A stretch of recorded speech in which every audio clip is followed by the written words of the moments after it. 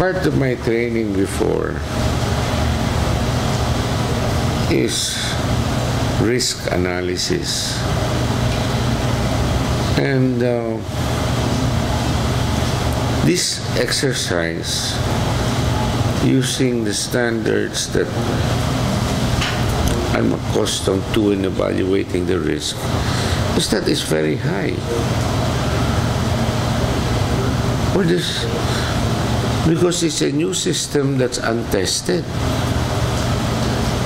What do you mean when your risk is very high risk that there will be failure of connection, or risk that the connection will be cheaper? Either way. Either way. Let me put it this way. Suppose you wanted to invent a new kind of camera, okay, electronic kind of camera, and all the systems are new. The chances that it will work is very high, is very low the first time,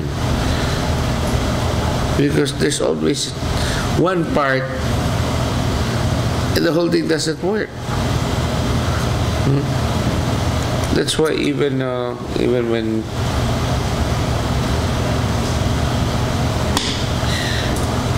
it's like, for example, you want to make a car, so you copy a car that's